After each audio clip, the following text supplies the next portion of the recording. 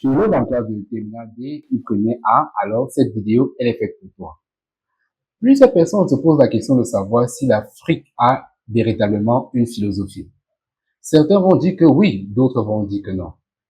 Certains, à l'instar de ceux qu'on a qualifiés ou ceux que la philosophie africaine a qualifiés d'ethnophilosophes, vont penser que l'Afrique a effectivement une philosophie. Si l'Afrique a véritablement une philosophie, alors quelles sont les différentes étapes ou les différentes parties qui constituent cette philosophie dite africaine? La suite après le générique.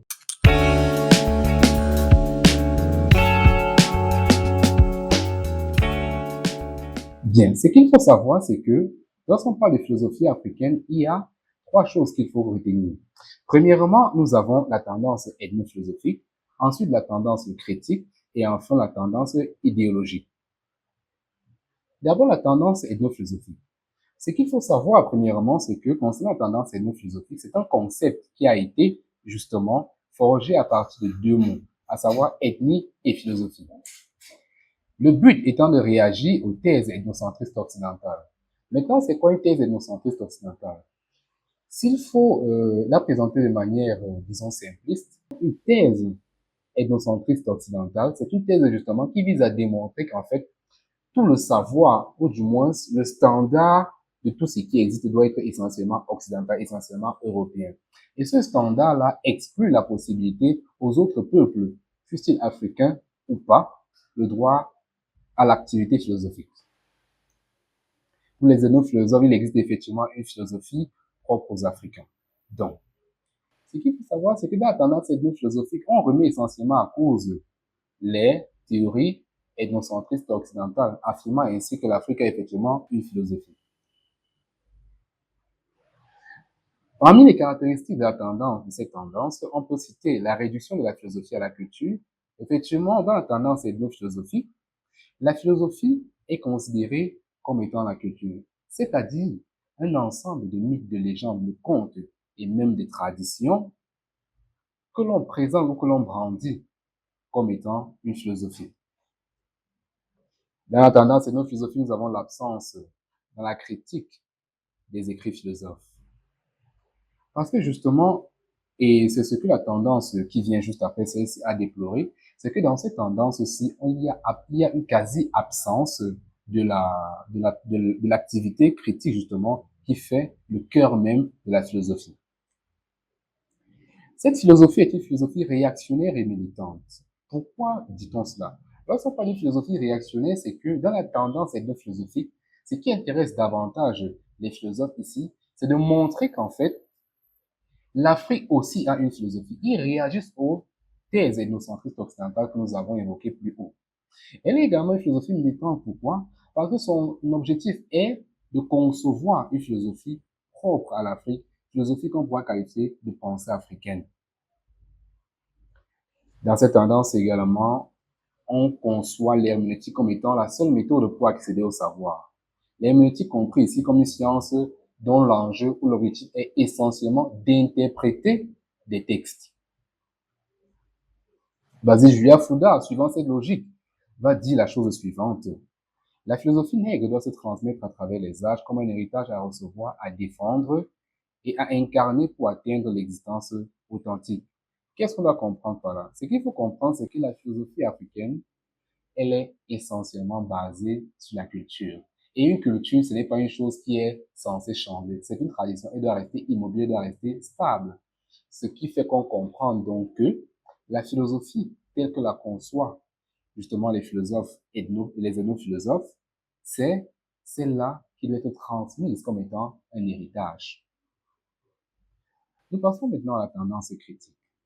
Ce qu'il faut savoir déjà dans la tendance critique principalement, c'est qu'elle naît de la critique de la tendance précédente, à savoir la tendance ethnophilosophique. Et entre autres critiques qu'on a pu noter, nous avons la confusion entre la philosophie et la culture. Effectivement, ce qu'on note chez les ethnophilosophes, c'est qu'ils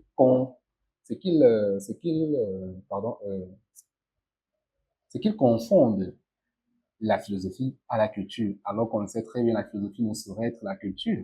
La philosophie ne saurait être une tradition. La philosophie ne saurait être un proverbe, pardon. Il y a également le refus d'admettre l'esprit critique qui est très cher à la philosophie.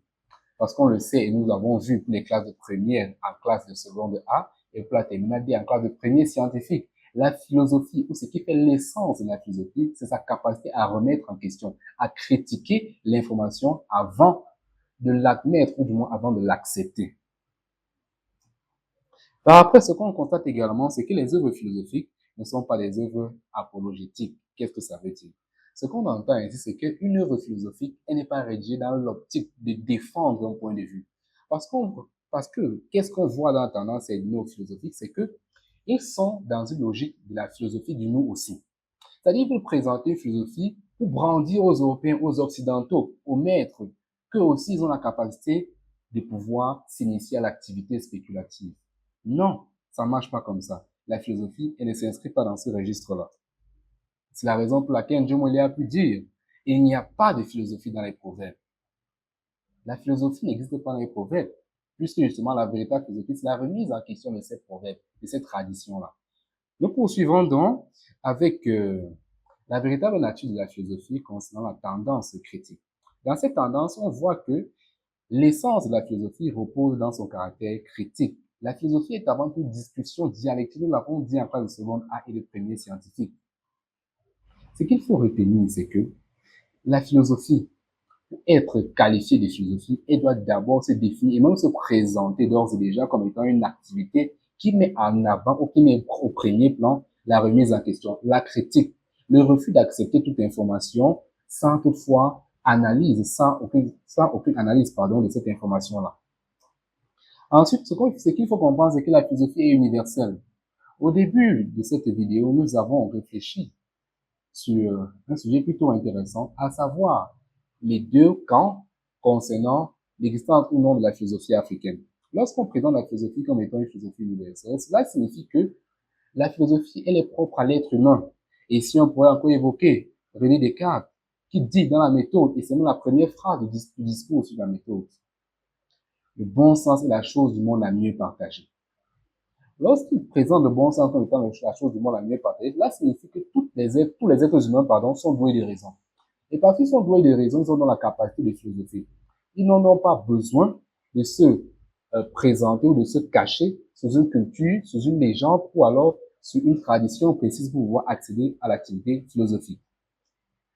Les œuvres philosophiques ici sont des constructions personnelles. Ils ne sont pas une comparaison à telle ou telle autre philosophie. C'est la raison pour laquelle Marcel Tour, en écrivant à ce sujet, affirme que la philosophie est essentiellement sacrilège. La philosophie, dit-il, est celle-là qui remet en question l'absolu. Il n'y a pas d'absolu en philosophie. Il le dit dans son ouvrage intitulé Essai sur la problématique philosophique dans l'Afrique actuelle, que nous allons voir d'ailleurs en terminale A, que justement la philosophie est la seule instance normative, c'est-à-dire celle-là qui a le seul pouvoir de pouvoir dire ce qui doit être fait ou dire ce qui doit être ou pas. C'est la philosophie qui doit effectuer ce travail-là. Il dit également d'éclairer une philosophie, ce n'est pas encore philosopher. Et ce passage me rappelle d'ailleurs que dans le même ouvrage, à savoir Essai, il rappelle que certains ancêtres ont pensé le monde. Si on conçoit la philosophie comme étant une réponse, si on conçoit, oui, la philosophie comme étant une réponse aux problèmes que nous rencontrons, certains ancêtres ont pensé le monde, mais il n'en demeure pas moins que nous devons à notre tour penser le monde avec les problèmes que notre époque rencontre. Parce que si on s'appesantit sur la philosophie, sur les réponses aux problèmes du temps de nos ancêtres, on cesse de philosopher, on n'a même pas encore philosophé. Maintenant, nous passons à la tendance idéologique. Ce qu'il faut comprendre aussi ici, c'est que c'est la tendance critique s'est frayé un chemin dans la philosophie africaine en remettant en question la tendance ethno-philosophique, pardon. Par la suite, une troisième tendance est née, à savoir la tendance idéologique, parce que parce que nous remarquons que dans la tendance critique, pardon, il y a certes une évolution de la pensée, mais la philosophie, elle est encore beaucoup trop éclairée, c'est-à-dire elle est essentiellement orientée vers les débats théoriques et stériles.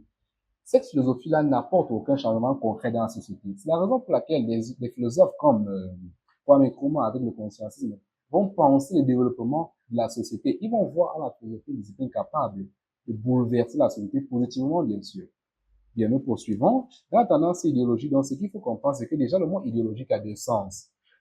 Selon Antoine Destucks du Tracy, dans son ouvrage intitulé Mémoire sur la faculté de penser, le sens étymologique du mot idéologie signifie l'étude des idées. Dans ce deuxième sens, on comprend, dans son sens pratique, bien sûr, que l'idéologie, c'est ici comme un ensemble d'idées prises comme grille de lecture et de transformation du monde. À partir de ce niveau, on comprend que la philosophie, on comprend, pardon, que l'idéologie est une arme capable de changer réellement la société.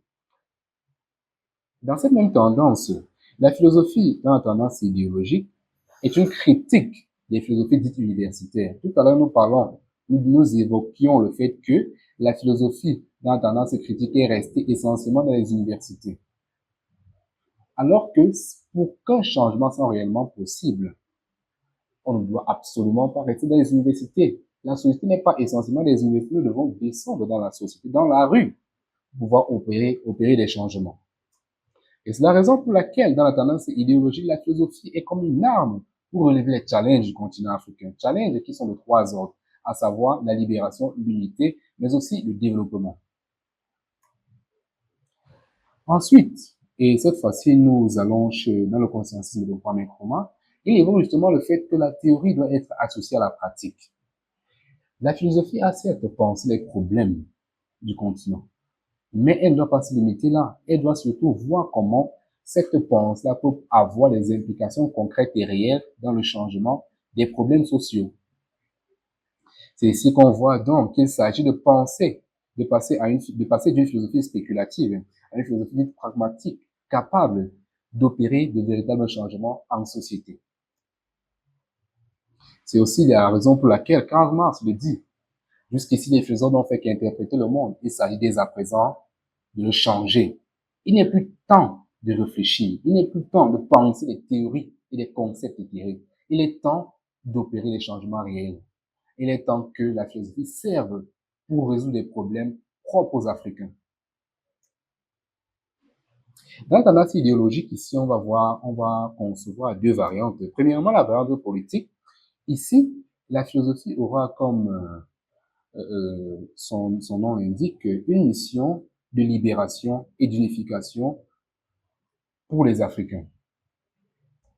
Ensuite, dans la variante scientifique ici, l'enjeu est d'établir un développement intégral à travers la maîtrise de la technologie et de la science. Cette partie me rappelle encore le vœu de Marcin Toa dans son ouvrage que j'ai cité tout à l'heure, à savoir Essai sur la problématique philosophique dans l'Afrique actuelle. Ce vœu-là de voir les Africains s'emparer du secret de l'Occident, du secret de la puissance de l'Occident, à savoir la science et la technologie, ce qui nomme encore la technoscience. La technoscience, c'est ça, dit-il, qui a permis aux Occidentaux de pouvoir asservir les Africains, de pouvoir nous asservir.